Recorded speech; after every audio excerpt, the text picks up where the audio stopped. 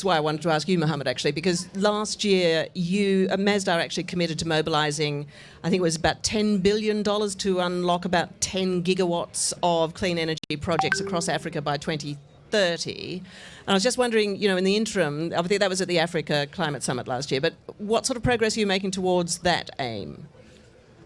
Well, I mean, proudly, we are, through our platform called Infinity Power Holding, which, by the way, EBRD is a shareholder, as well as the African Financial Corporation. We are the largest shareholder. We incubated this platform around 10 years ago. Today we are, I would say, the largest or the second largest renewable energy platform across Africa. But let's be clear, everybody talks about money. I always say, and it's true, because I've been developing renewable energy projects for 20 years, everywhere. Money is available when the opportunity is there. But let's also put things into perspective. We are building power plants. We are building infrastructure projects. These are complicated, particularly in Sub-Saharan Africa.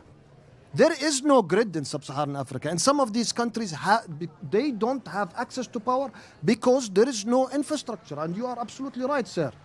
We need to invest in the infrastructure. And yes, these beautiful projects that we all financed, CNI, solar home systems, most of them are already bankrupt because they are getting paid in local currency and they cannot fund their growth. They are poor villagers, have no access to power. We are trying to provide them solution. We thought it works. Honestly, we thought it works. It doesn't really work, honestly. The only solution is to build the right infrastructure for the benefit of the continent of Africa so we can deploy renewables at scale and distribute these electrons and fuel the growth of these economies. And it is extremely difficult. We've been in Africa for a long time and we still pledge more capital into Africa. But honestly, in some countries, we've been discussing, and this goes back to the leadership. I have access to the funds from the IFC, EBRD, African Development. One of our shareholders is the African Financial Corporation. They are willing to finance projects if projects exist and they are bankable. Correct? We've been in some of these countries without referring to any countries. For 4 years, we are trying just to figure out where is the land. We will fund the environmental studies. We, Masdar, I don't need any development bank. We will fund the feasibility studies.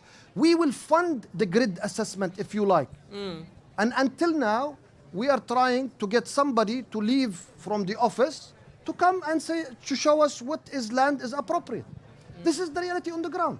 We have to also appreciate the complexity. The money is available. I can tell you the money is available from the private sector. We are there.